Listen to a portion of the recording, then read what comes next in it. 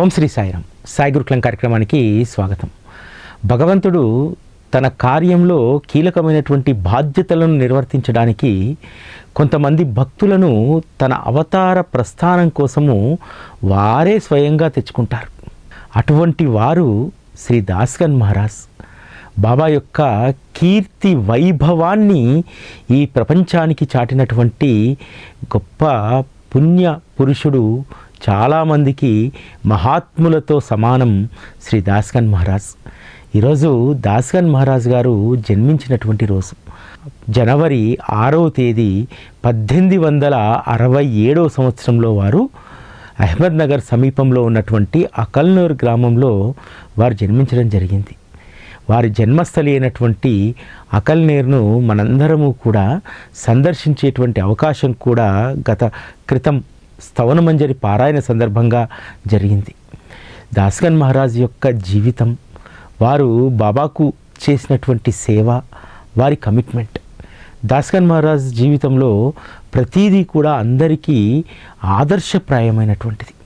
ఎందుకంటే భగవంతుడు అప్పగించినటువంటి బాధ్యతను ఎంత క్రమబద్ధంగా, నియమబద్ధంగా, నిజాయితీతో దాస్గన్ మహారాజ్ చేశారో వారి జీవితాన్ని అర్థం చేసుకుంటే మనకు తెలుస్తుంది.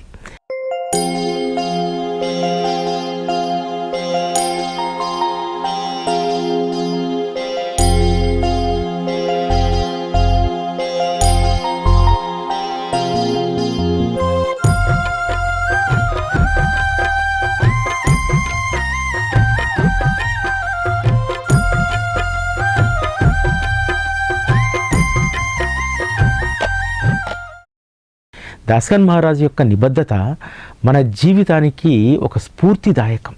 అంటే వారిలాగా కీర్తనలు మనం చేయకపోవచ్చు, కానీ మన జీవితంలో మనం ఎంచుకున్నటువంటి వృత్తిలో, అంతేకాదు భక్తిలో కూడా దాస్గన్ మహారాజ్ గారి యొక్క జీవితం మనందరికీ కూడా ఆదర్శం.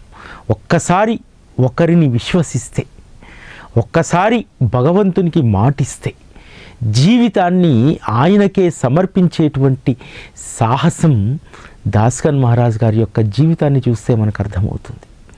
దాస్గన్ మహారాజ్ గారు ఒక అద్భుతమైనటువంటి పందాను ఏర్పాటు చేసుకున్నాడు.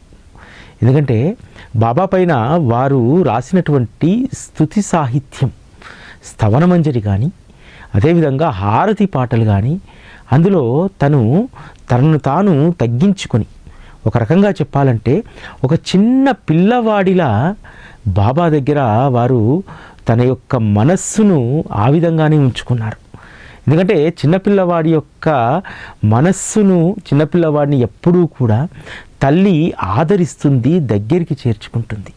కాబట్టి బాబా వద్ద ఎప్పుడూ కూడా దాస్గన్ మహారాజు చిన్నపిల్లవాడిగానే ఉండేటువంటి వారు. అందుకనే వారు రాసినటువంటి సాయి రెహం నజర్ కర్నా పాటలోనైనా సరే, అదేవిధంగా షిర్డి మాజీ పండరిపుర, ఇందులో దాస్గన్ మహారాజ్ యొక్క వాత్సల్యము ఒక బాలుడి యొక్క నైజాన్ని పోలి ఉంటుంది. కాబట్టి దాస్గన్ మహారాజు బాబా దగ్గర ఎప్పుడూ కూడా తను చిన్నపిల్లవాడుగానే ఉండాలనుకున్నాడు. అదేవిధంగా వారు నడుచుకున్నారు. బాబా కూడా దాస్గన్ మహారాజుకు ఒక ప్రత్యేకమైనటువంటి స్థానాన్ని ఇచ్చారు. దాస్గన్ మహారాజ్ పట్ల ఎంతో ప్రేమ బాబాకు ఉండేది, కానీ అది ఎప్పుడూ కూడా బయటికి బాబా ప్రకటింపచేయలేదు. తన వాడిని ఎంత ప్రయోజకుణ్ణి చేస్తాను, తన మాట ప్రకారం, తన మాట విని మహాత్ముల సాంగత్యం చేసినటువంటి దాస్గన్ మహారాజుకు ఎంత అత్యుత్తమమైనటువంటి జీవితాన్ని బాబా ఇచ్చారు. అంతేకాదు దాస్గన్ మహారాజ్ గారి యొక్క జీవితము, బాబాతో అనుబంధము, ఈ రెండు కూడా చాలా విలక్షణంగా ఉంటాయి. కాకాసాహెబ్ దీక్షిత్ లాంటి వారు, అనేక మంది, తాత్యా సాహెబ్ నూల్కర్ లాంటి వాళ్ళు, మేగుడు, వీళ్ళందరూ కూడా బాబా సాన్నిధ్యంలో ఉండాలి, ఆయనతో ఎక్కువ సమయం గడపాలి అని చెప్పి వారు ఆకాంక్షించారు. కానీ దాస్గన్ మహారాజును బాబా అలా పెట్టలేదు. దాస్గన్ మహారాజును ఒక ప్రత్యేకమైనటువంటి స్థితిలో పెట్టాడు. అందరిలాగా దాస్గన్ మహారాజు గంటల తరబడి, రోజుల తరబడి ద్వారకామాయిలో బాబా ఎదురుగా లేడు. ఒకే ఒక అనుభవం దాస్గన్ మహారాజు యొక్క జీవితాన్ని మార్చేసింది. దాస్గన్ మహారాజు తన ఉద్యోగాన్ని వదిలిన తర్వాత బాబా దగ్గరికి వచ్చి అంటారు, బాబా నిన్నటి దాకంటే జీతం వచ్చింది, ఎట్లాగో ఒకట్లా నా జీవితం గడిచింది, ఇప్పుడు నా జీవితం ఎలా అనంటే, గను నీ జీవితాన్ని నేను చూసుకుంటాను, నీ జీవితం నా బాధ్యత అని అంటాడు. ఆ ఒక్క మాటతోటి దాస్కన్ మహారాజు ఇంకెప్పుడూ కూడా తన జీవితం గురించి ఎప్పుడూ ఆలోచించుకోలేదు. తన జీవిత పర్యంతము బాబా తనకు ఇచ్చినటువంటి బాధ్యతను నిర్వర్తించడంలోనే దాస్కన్ మహారాజు తలమునకలయ్యారు. అంతేకాదు, దాస్కన్ మహారాజు ఎప్పుడూ ఒక భావంతో ఉండేటువంటి వాడు. నేను చిన్నపిల్లవాడిగా ఉంటేనే నా తల్లి చెప్పేటువంటి మాటను నేను వినగలుగుతాను.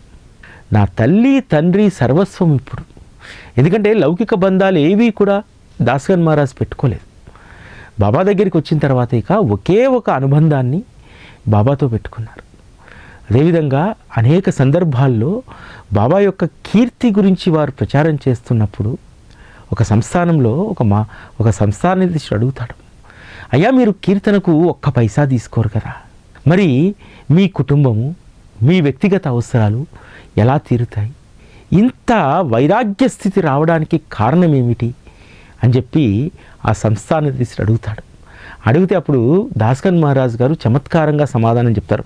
వారి ప్రతి మాట కూడా చమత్కారంగానే ఉంటుంది. ఎవరిని నొప్పించేటువంటి విధంగా వారు మాట్లాడరు. ఆ చమత్కారమే సూటిగా వాళ్ళకు తాకుతుంది. దాస్కన్ మహారాజ్ గారి యొక్క చమత్కారం కొంతమందికి ఒక్కొక్కసారి అది సూటిగా తగలడంతో కొంత బాధ కలిగించవచ్చు. కానీ దాస్కన్ మహారాజ్ చెప్పేటువంటిది ఎప్పుడు సత్యాన్నే చెప్తూ ఉంటాడు.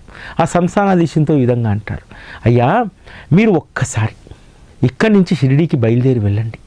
ఆ ద్వారకామయిలో కూర్చున్నటువంటి సాయి పరమాత్మ యొక్క ముఖాన్ని అవలోకన చేయండి, వారిని నకసిక పర్యంతము చూడండి. నేను రాసిస్తాను, మీరు ఈ సంస్థానంలో ఉన్న ఎన్నడూ పొందలేనటువంటి సుఖాన్ని కేవలం ఆ పాడుబడ్డటువంటి ఆ ద్వారకామయిలో మీరు పొందుతారు. ఇంకా మీరు అధికంగా వారిని అవలోకనం చేస్తే, నాకు ఈ సంస్థానాధీశుడిగా ఈ సుఖాలు చాలా తుచ్చమైనటువంటివి, ఈ సుఖాల్లో ఏ ఆనందము లభించట్లేదు, వెళ్ళి వారి ఎదుట జీవిత పర్యంతము కూర్చుంటే అదే సుఖం అనేటువంటి దాన్ని మీరు ఆ భావనకు తప్పకుండా వస్తారు అని అంటారు. ఇక్కడ దాస్కన్ మహారాజ్ గారు చెప్పకనే ఆ సంస్థానాధీశుడికి మీ యొక్క సంస్థానంలో ఉన్నటువంటి ఈ సుఖాలు ఏవి కూడా పనికిరావు, ఇవి వ్యర్థమైనటువంటివి, ఒక్క సద్గురువును అవలోకనం చేయడము, వారి స్మరణ, అవే అద్భుతమైనటువంటి సుఖానందాలు అనేటువంటి విషయాన్ని ఆ సంస్థానాధీశుని చెప్తారు. మరి ఆ సంస్థానాధీశుడు వచ్చాడా? రాలేదు. ఆ సంస్థానాధీశుడే కాదు, చాలామంది కాకాసాహెబ్ దీక్షిత్ కూడా మిత్రులకు చెప్పేటువంటి వారు, వెళ్ళి ఒక్కసారి బాబాను దర్శించండి, మీ జీవితంలో అంతకంటే సుఖం మరొకటి ఎక్కడా కూడా దొరకదు అని అంటే, దాస్కన్ మహారాజ్ చెప్పినటువంటి ఈ సంస్థానాధీశుడైనా కాకాసాహెబ్ దీక్షిత్ మిత్రులైనా సరే షిరిడీకి రాలేదు. ఎందుకు రాలేదు? బాబా పైన భక్తి లేక కాదు. ఒకవేళ మేము కూడా వెళ్ళి బాబాను నకసిక పర్యంతము చూసి ఆయన వద్దనే అసలైనటువంటి సుఖం అని చెప్పి ఆ భావన వచ్చిందనుకోండి, మేము కూడా కాకాసాహెబ్ లాగా దాస్కన్ మహారాజ్ లాగా మారిపోతాము. ఈ ప్రపంచ సుఖాలన్నీ కూడా వదులుకోవాల్సి వస్తుంది. మనం ఇంత కష్టపడి సంపాదించినటువంటి ఈ సంస్థానము, ఈ ఆస్తులు ఇవన్నీ కూడా వృధాగా పోవడానికా? జీవితాంతం దీన్ని అనుభవించడానికి మనం ఉన్నామనేటువంటి దాంతో అటువంటి వాళ్ళు ఎవ్వరూ కూడా బాబా చరణాల చెంతకు రాలేదు.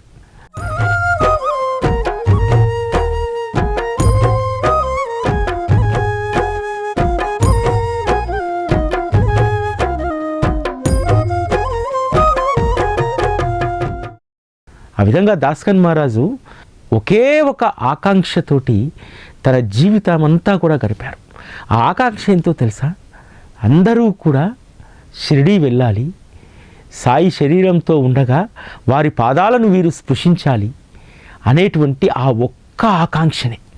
ఆ ఒక్క ఆకాంక్ష ఆయనను ఎంత ఉన్నత శిఖరాలకు తీసుకెళ్ళిందో మనందరికీ తెలుసు. ఆయన జీవితాన్ని పరిశీలిస్తే అర్థమవుతుంది.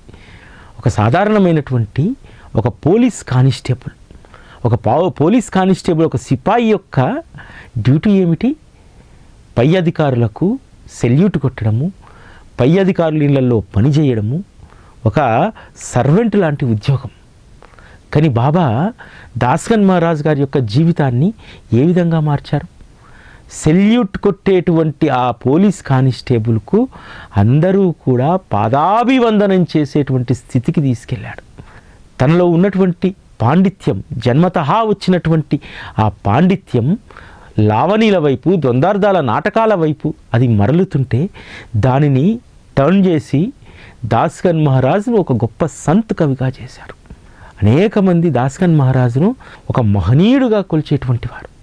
ఇప్పటికీ కూడా మహారాష్ట్రలో కీర్తనా సాంప్రదాయంలో దాస్గన్ మహారాజు అనేక మందికి ఆరాధ్య దైవం, పూజ్యనీయులుగా వారు ఆదర్శంగా అనేక మందికి నిలిచారు. ఈరోజు భగవంతుని కీర్తనకు సంబంధించి వచనం కానీ కీర్తనం కానీ దీనికి సంబంధించినటువంటి సాహిత్యానికి ఆధారం ఏది అంటే ఒక్క దాస్గన్ మహారాజు యొక్క రచనలు మాత్రం ఈరోజు మరాఠీలో వారు చేసినన్ని రచనలు, వారు దర్శించినంతమంది మహాత్ములు ఇంకా మరెవ్వరూ కూడా దర్శించలేదు. ప్రతి మహాత్మునిలో పరమాత్మను చూశాడు. మహాత్ముల యొక్క చరిత్రను అత్యద్భుతంగా వారు రాశారు. కాబట్టి దాస్గన్ మహారాజు ఈరోజు మనందరికీ కూడా పూజ్యనీయుడయ్యారు. అంతెందుకు బాబా భక్తులకు సంబంధించి మనం మాట్లాడాలంటే దాస్గన్ మహారాజ్ గురించి స్తవనమంజరి సూక్ష్మంలో మోక్షం లాంటి ఎంతమందికి ఈరోజు స్తవనమంజరి స్వాంతన ఇచ్చింది. ఎంతమందికి దాస్గన్ మహారాజ్ గారు చెప్పినట్టు, యా మీరు ఎంతోమంది గొడ్రాళ్లను సంతానవంతులుగా చేశారు, కాబట్టి మీరు మా పైన కృప చూపట్టేనని చేస్తారు కదా. స్తవనమంజరి పారాయణ చేసినటువంటి వారికి, ఒక రకంగా జాతకంలో కూడా సంతానం లేనటువంటి వారికి ఆ స్తవనమంజరిని ప్రేమతో చదివితే సంతానాన్ని అనుగ్రహించారు కదా. అంతెందుకు వారు రాసినటువంటి స్తవనమంజరి ఎంతోమందికి మనోవికాసాన్ని ఇచ్చింది, మనోధైర్యాన్ని ఇచ్చింది. ఒక్క సద్గురువు ఉంటే చాలు మనం తీరం ఏ విధంగా చేరవచ్చు అనేటువంటిది ఆ ధైర్యాన్ని స్తవనమంజరి ఇచ్చింది. అంతేకాదు హారతి పాటల్లో వారు రాసినటువంటి హారతి పాటలు రెండే, ఒకటి సాయి రహం నజర్ కర్నా, రెండవది షిరిడి మాజీ పండరిపుర.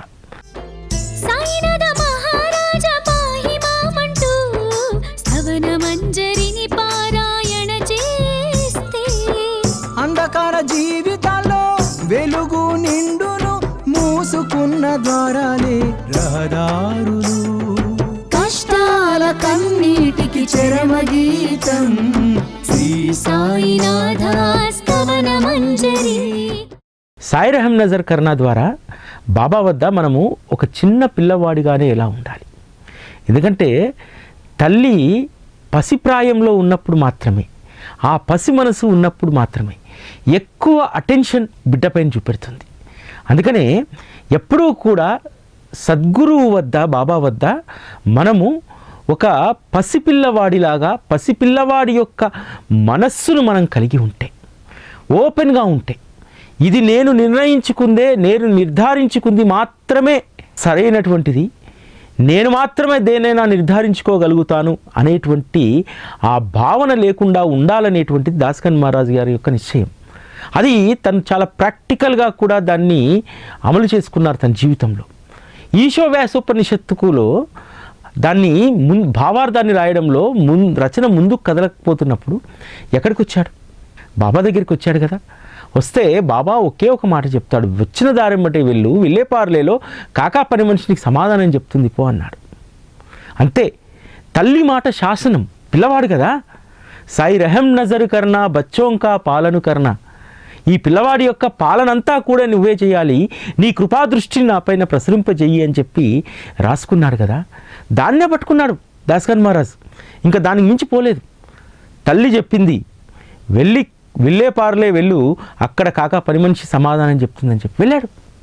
అంతేకాదు ఆనందానుభవం అనేటువంటి గ్రంథానికి టీకా సహిత తాత్పర్యాన్ని రాయాల్సినప్పుడు అది రాయాలా వద్దా అనేటువంటి అనుమతి తీసుకోవడానికి పాండురంగ విఠలుడి యొక్క చేతి వద్ద పుస్తకాన్ని పెట్టి ఉంచమని చెప్పాడు తన శిష్యుడికి. అది కింద పడితే రాయొద్దు, అది అక్కడే ఉంటే రాయమని, అది విఠలుడి యొక్క అనుగ్రహం అని చెప్పి దాస్గన్ మహారాజ్ నమ్మారు. ఆ తర్వాత ఆ పుస్తకాన్ని తీసుకొని సరాసరి షిరిడీకి వెళ్ళి ఈ పుస్తకం రాసేటువంటి అనుగ్రహాన్ని ఇవ్వమని చెప్పి బాబాని అడిగాడు. దాస్గన్ మహారాజు నిశ్చయం చేసుకున్నాడు, ఒక్క నా తల్లి తప్ప ఎవ్వరూ కూడా నా జీవితాన్ని పరిపూర్ణం చేసేటువంటి వారు ఎవ్వరూ లేదనేటువంటిది 100% దాస్కన్ మహారాజ్ గారు నమ్మారు.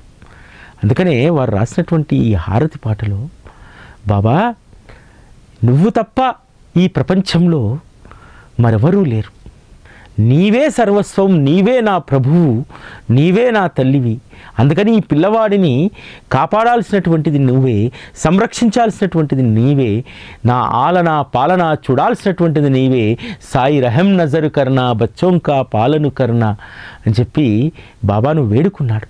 సాయి రహం నజర్ కర్నా, సాయి రహం నజర్ కర్నా, बच्चों का पालन करना, बाबा रहम नजर करना, बच्चों का पालन करना.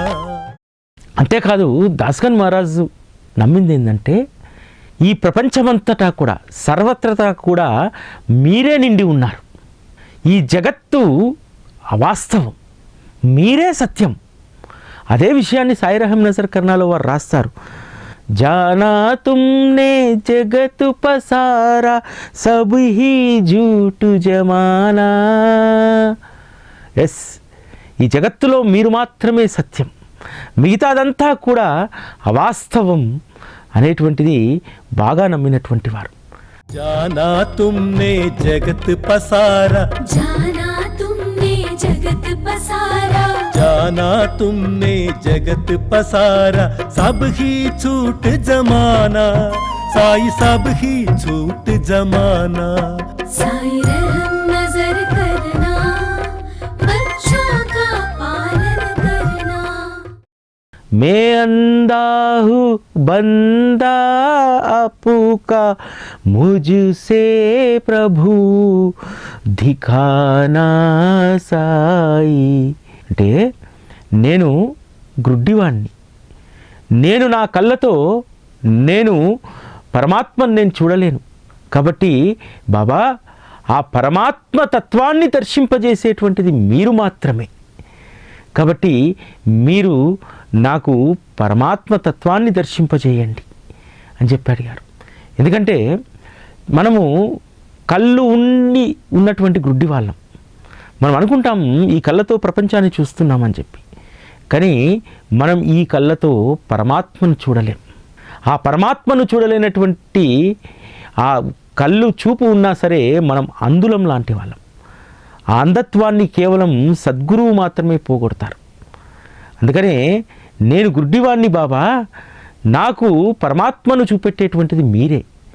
ఎందుకంటే ఒక సద్గురువు మాత్రమే జ్ఞాన నేత్రాలను తెరిపిస్తారు, ఆ జ్ఞాన నేత్రాల ద్వారా మాత్రమే మనము పరమాత్మ తత్వాన్ని దర్శించగలుగుతామనేటువంటి సత్యాన్ని దాస్కన్ మహారాజ్ గారు బాగా నమ్మారు. मैं अंधा हूँ बंधा आपका, मैं अंधा हूँ बंधा आपका, मैं अंधा हूँ बंधा आपका, मुझको प्रभु दिखलाना, मुझको प्रभु दिखलाना. साई रहम नजर करना, बच्चों का पालन करना, बाबा रहम नजर करना, बच्चों का पालन करना. దాస్కన్ మహారాజు విఠల దర్శనం కోసము పరితపించిపోతూ ఉంటారు. బాబా చెప్తారు స్వయంగా, అతని మనసులో ఉన్నటువంటి తపనను గుర్తించి, గను ఈరోజు నువ్వు విఠలనామ సప్తాహాన్ని ఆరంభించు అని అంటారు. బాబా సప్తాహం చేస్తాను, కానీ నాకు విఠలుడి దర్శనం కావాలి అని అడుగుతారు. బాబా మొదట సున్నితంగా మందలిస్తాడు, కానీ దాస్కన్ మహారాజ్కు సప్తాహం తర్వాత ఆ విఠలుడి యొక్క దర్శనం లభిస్తుంది. అందుకనే పాండురంగ విఠలుడి పైన ఎంత భక్తి ఉంటుందో, శ్రీ సాయి బాబా పైన ప్రేమ విశ్వాసం దాస్కన్ మహారాజ్కుంటాయి. విఠలుడి యొక్క భక్తియే బాబా పట్ల అంత భక్తి విశ్వాసాలు పెరగడానికి దోహదపడ్డది. దాస్గను అనేటువంటి పేరుకు గణపతిరావు సహస్రబుద్ధే సార్థకతం చేసుకున్నాడు. ఎందుకంటే తన జీవితం అంతా కూడా మహాత్ముల యొక్క సేవకే దాన్ని అంకితం చేశాడు. నిజంగానే దాసుడైపోయాడు. అందుకనే ఈ మాట ఇక్కడ రాసుకుంటాడేమో, నిత్యము కూడా అనేక మంది మహాత్ముల కీర్తనలను అలవోకగా గానం చేసిన బాబా యొక్క కీర్తన చేస్తున్నప్పుడు బాబా యొక్క గొప్పతనం గురించి వారు చెప్పాల్సి వచ్చినప్పుడు వారు ఎప్పుడూ ఒక మాట అనేటువంటి వారు. ఎందుకంటే బాబా లీలలు అనంతమైనటువంటివి, వారి ఖ్యాతి మహిమ కొలవడానికి దానికి ఏ కొలమానము ఉండదు లేదు అనేటువంటిది దాస్గన్ మహారాజ్ యొక్క నమ్మకం. అందుకనే ఇక్కడ వారు రాసుకున్నటువంటి మాట, దాసుగను కహ అబ్ క్యా భోలు ధకు గయి మేరీ రసనా. ఈ దాసుగను ఇంకా ఏమి చెప్పగలుగుతాడు మీ మహిమ గురించి? నా నాలుక అలిసిపోయి తడి ఆరిపోయింది అని అంటారు. నిజంగా కీర్తనకారుడికి అంత త్వరగా నాలుక అలిసిపోదు, గొంతు అంత తొందరగా అలసట రాదు. కానీ ఎంతని సాయి గురించి నేను చెప్పాను, ఎంతని నా తల్లి యొక్క ప్రేమ గురించి నేను చెప్పాను. దాసుగను తకాయించిపోయిండు. ఆఖరికి నా యొక్క నాలుక కూడా అలిసిపోయింది, ఇంకా ఏం చెప్తాను బాబా నీ గురించి అంటే. బాబా యొక్క అపారమైనటువంటి మహిమ అది చెప్పడానికి ఏ కంఠము కూడా సరిపోదు. అంత చెప్పేటువంటి శక్తి నాకు లేదని చెప్పి దాస్గన్ మహారాజ్ గారు ఇక్కడ చెప్తారు. ఈ దాసుగను ఎన్ని కీర్తనలు చేసినా మీ యొక్క ఆది అంతం లేనటువంటి మహిమను నేను చెప్పలేక తక్కువగా అలసిపోయి నా నాలిక కూడా ఇక అది నాట్యం చేయడం లేదు, తడారిపోయింది అని చెప్పి ఇక్కడ రాస్తారు. దాస్గన్ మహారాజ్ గారు రాసినటువంటి ప్రతి మాటలో, ప్రతి వాక్యంలో, ప్రతి లైన్లో ఎంత ప్రేమ జనిస్తుందంటే బాబా పట్ల అంత ప్రేమ జనిస్తుంది. మనందరికీ కూడా ఎంతో ఇష్టమైంది కదా సాయి రెహమ్ నజర్ కర్నా. బాబా మీ కృప మా పైన చూపెట్టండి, మేము మీ పిల్లలం, అందున తెలివి లేనటువంటి వాళ్ళము, ఈ లోకం పోకడ తెలియనటువంటి వాళ్ళం. ఈ లోకం పోకడ తెలియనటువంటి వారికి, ఈ లోకంలో ఏముందో కనుగొనలేనటువంటి వాడికి నీ ఆశ్రయమే కదా బాబా కావలసింది అని చెప్పి ఈ పాట ద్వారా ఈరోజు మనందరము హారతి పాట ద్వారా అడుగుతూ ఉన్నాం. दासगणु कहे अब क्या बोलूं, दासगणु कहे अब क्या बोलूं, दासगणु कहे अब क्या बोलूं, थक गई मेरी रसना, साई थक गई मेरी रसना, साई रहम नजर करना, बच्चों का पालन करना, बाबा रहम नजर करना, बच्चों का पालन करना. రెహమ్ నజర్ కర్నాలో కూడా అదే అడుగుతారు దాస్గన్ మహారాజ్ గారు. బాబా నేను గ్రుడ్డివాడిని, నేను నీ సేవకుణ్ణి, నాకు దేవుడెవరో సత్యమేమిటో ఈ లోకంలో ఏముందో నాకేమీ తెలియదు. బాబా నువ్వు తప్ప నాకు తల్లి కానీ తండ్రి కానీ ఎవ్వరూ లేరు. అటువంటప్పుడు మీరు నన్ను కనిపెట్టుకొని ఉండండి అంటారు. అంతేకాదు ఇదే దాంట్లో వారి యొక్క జీవిత సత్యాన్ని వారు రాసుకుంటారు. కాళీ జమానా మైనే గమాయా, కాళీ జమానా మైనే గయానా, సాధీ అకిర్ కా రహమ్ నజర్ కరో, रहम नजर करो अबू मोरे साई, तुम भी नहीं मुझे माँ बाप भाई, रहम नजर करो. బాబా తల్లి తండ్రి నాకు ఎవరూ లేరు బాబా, నా జీవితాన్ని చాలా వ్యర్థం చేసుకున్నాను. ఇప్పటికైనా నా జీవితం ధన్యత్వాన్ని సాధించేలాగా మీరు నన్ను అనుగ్రహించండి, నన్ను మీరు దయాదృష్టితో చూడండి. మీరు తప్ప నాకు తల్లి కానీ తండ్రి కానీ మరెవ్వరూ లేరు బాబా ఈ ప్రపంచంలో.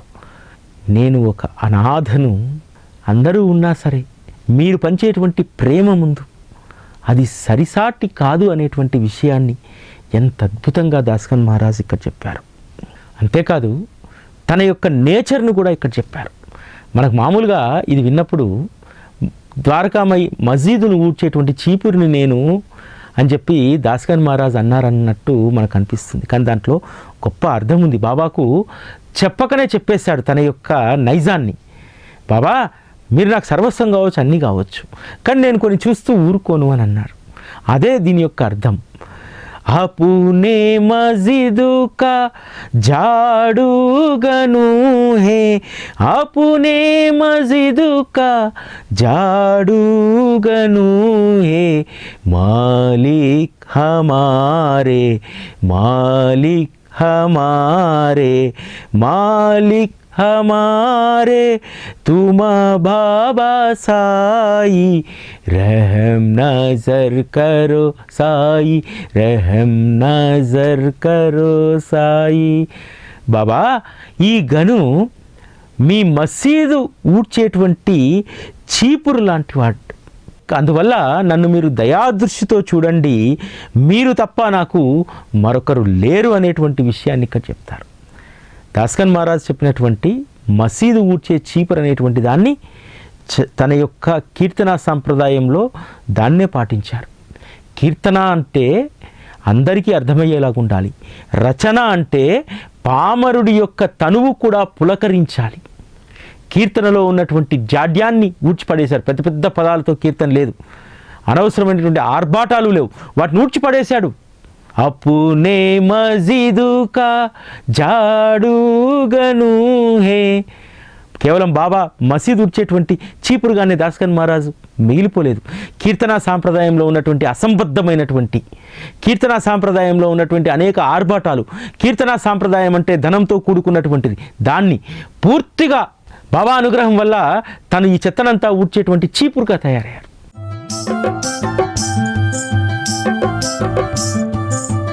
अपने मस्जिद का झाड़ू गणू है, अपने मस्जिद का झाड़ू गणू है. ఒక కీర్తన ఒక పెద్ద పండితుతోటి ఆ రోజుల్లో గ్రామాల్లో పెడితే మహా అంటే ఒక 100 మంది 150 మంది ఉండేటువంటి వారు. దాస్కన్ మహారాజ్ కీర్తన అంటే ఆ రోజుల్లో వేల సంఖ్యలో అనేక ప్రాంతాల నుంచి దాస్కన్ మహారాజ్ యొక్క కీర్తనకు వచ్చేటువంటి వారు. ఎందుకు? అది అందరినీ మెప్పించింది. ఆడంబరం లేదు, పాండిత్యం లేదు, ఒక సాధారణమైనటువంటి భాషలో కీర్తన చేసి జనాన్ని మెప్పించాడు. అది దాస్కన్ మహారాజు యొక్క గొప్పతనం. అది తను చీపురు అనేటువంటి దానికి అనవసరమైనటువంటి జాడ్యాలన్నీ తీసేసిండు. అంతేకాదు గొప్ప గొప్ప పండితులు అమృతానుభవంతో పాటు అనేక గ్రంథాలకు ఓవి భాష్యాన్ని రాశారు. అది పామరులకు ఎవరికీ కూడా ఆ రోజు అది అర్థం అయ్యేటువంటిది కాదు. తర్వాత దాస్కన్ మహారాజు పామరులకు అర్థమయ్యేటువంటి విధంగా ఆ రచనలన్నింటినీ కూడా అత్యంత సులువైనటువంటి భావార్థాలతోటి వారు రాశారు. వారు ప్రతి పుస్తకానికి ఇదే పెట్టుకున్నారు. అమృతానుభవ గ్రంథమైన ఏ గ్రంథమైనా అన్నిటికీ కూడా అమృతానుభవ భావార్థ మంజరి అని పెట్టుకున్నారు. అందుకనే స్తవన మంజరికి కూడా శ్రీ సాయి స్తవనం అని పెట్టలేదు, శ్రీ సాయినాథ స్తవన మంజరి. మంజరి అంటే అందరినీ కూడా ఆకట్టుకునేటువంటిది, అత్యంత సులువైనటువంటి భాషలో తనకంటూ ఒక ప్రత్యేకమైనటువంటి శైలిని దాస్కన్ మహారాజ్ గారు ఏర్పాటు చేసుకున్నారు. ఇది మనందరికీ కూడా ఆదర్శం. మనం చేసేటువంటి పనిలో మన మార్కు ఉండాలి. దాస్కన్ మహారాజ్ గారు సంతులకు చేసినటువంటి సేవ, మహాత్ముల యొక్క రచనలు, అదేవిధంగా బాబా మార్గంలో వారు చేసినటువంటి కృషి ఒక ప్రత్యేకమైనటువంటి ముద్రను వారు వేయగలిగారు. ఈరోజు బాబా మార్గంలో దాస్కన్ మహారాజ్ గారి యొక్క వారి మార్కు వేరు, అది అందరికీ సాధ్యమయ్యేటువంటిది కాదు. దాస్కన్ మహారాజుకు ఒక్కరికి మాత్రమే బాబా అనుగ్రహించాడు కీర్తనా సాంప్రదాయాన్ని. అద్భుతమైనటువంటి కీర్తనా సాంప్రదాయంలో వారు ఎంతోమంది మహాత్ముల యోగుల చరిత్రను చెప్పి వారి దేహాన్ని వారి కంఠాన్ని పునీతం చేసుకున్నారు. ఆ పుణ్యాన్ని తానొక్కరు అనుభవించలేదు, అనేక కీర్తనలు చేసి అవి శ్రోతలకు ఎంతో ఇంపుగా వినిపించి వారిని కూడా పుణ్యాత్ముల్ని చేశారు, వారి జన్మలను ధన్యం చేశారు. ఇది దాస్కన్ మహారాజ్ గారి యొక్క జీవితం. అంటారు కదా, మనిషి పుట్టినప్పుడు మనకంటూ ఒక ప్రత్యేకత ఉండాలి అని చెప్పి. ఎస్, దాస్కన్ మహారాజు వారి జన్మను సార్థకతం చేసుకున్నారు. వారి జన్మ, వారి యొక్క జీవితము, వీటన్నింటినీ కూడా మనం ఒక్కసారి అవలోకన చేస్తే తనువు పులకరిస్తుంది. భక్తుడనేటువంటి వారు ఏ విధంగా పరిణితి చెందాలి, భక్తుడనేటువంటి వారిని సద్గురువు తలుచుకుంటే ఒక గొప్ప మహాత్ముడి స్థితిలో నిలబెడతారు. దాస్కన్ మహారాజును కవి కీర్తనాకారుడు అన్నారు. ఓ గొప్ప సంత్ కవి అంటారు, సంత్ దాస్కన్ మహారాజ్ అంటారు కొంతమంది. అంటే అటువంటి సంత్ సాంప్రదాయానికి, అంత గొప్ప ఉన్నత స్థితికి దాస్కన్ మహారాజ్ వెళ్ళగలిగారు. బాబా మార్గంలో ఒక భక్తుడు అంత ఉన్నత స్థితికి వెళ్ళగలుగుతాడు అనేటువంటి దానికి దాస్కన్ మహారాజ్ గారి యొక్క జీవితం ఒక నిదర్శనం. సాయి భక్తి సాహిత్య సిరుల ప్రవాహం, సాయి దాసుని గణపతికి ఇదే వందనం. దాస్కన్ మహారాజ్ మాదిరిగా మనం కూడా ఎటువంటి కీర్తికి, ఎటువంటి దానికి, ఏ ప్రలోభానికి లొంగకుండా సద్గురువు ఇచ్చినటువంటి మార్గంలో నడవగలిగితే నిజంగా ఆ జన్మ ధన్యం. అందుకని నేను ఎప్పుడూ కోరుకుంటాను, కీర్తి అనేటువంటిది చాలా ప్రమాదం, వ్యక్తి ఆరాధన అనేటువంటిది చాలా ప్రమాదం. ఈ రెండింటికి ఎప్పుడూ కూడా దూరంగా ఉండాలి. అలా దూరంగా ఉన్నందునే దాస్కన్ మహారాజ్ సంత్ కవయ్యాడు. బాబా మార్గంలో మనందరికీ కూడా ఆదర్శప్రాయుడయ్యారు. ఆ విధంగా ఎప్పుడు నా జీవితం ఉండాలని చెప్పి నేను కోరుకుంటాను. కీర్తి కోసం ఎప్పుడూ పాకులాడకూడదనేటువంటిది నా లక్ష్యం. దేనికోసమూ కూడా ఎవరో మెప్పు కోసం మనం ఏ పని చేయాలనేటువంటిది ఆ లక్ష్యం ఉండకూడదు. దాస్కన్ మహారాజు ఎవరి మెప్పు కోసం చేశారు? ఆయన నమ్మినటువంటి, తనకు కొత్త జీవితాన్ని ప్రసాదించినటువంటి బాబా మెచ్చుకోవాలి. మెచ్చుకుంటే ఆయన మెచ్చుకోవాలి. కీర్తన చేస్తే వందలాది మంది చప్పట్లు కొడితే దాన్ని ఏమాత్రం కూడా దాస్కన్ మహారాజ్ స్వీకరించేటువంటి వారు కాదు. గను, నువ్వు అద్భుతమైనటువంటి కార్యం చేస్తున్నావు, నీ కీర్తన అద్భుతంగా ఉంటుందట అని చెప్పి బాబా అన్న రోజు. గను, ఎంత గొప్ప కావ్యాన్ని నువ్వు అనువదిస్తున్నావు, ఇది పామరులకు ఉపయోగపడుతుందని చెప్పి బాబా కొనయాడినటువంటి రోజు. అది అసలైనటువంటి గౌరవం, అది అసలైనటువంటి కీర్తి అని చెప్పి దాస్కన్ మహారాజ్ విశ్వసించాడు. అందుకనే దాస్కన్ మహారాజ్ సంత్ కవయ్యారు. ఈరోజు వారి జన్మదినం సందర్భంగా వారిని స్మరించుకునేటువంటి అదృష్టం మనకు కలిగింది. ఓం శ్రీ సాయిరామ్.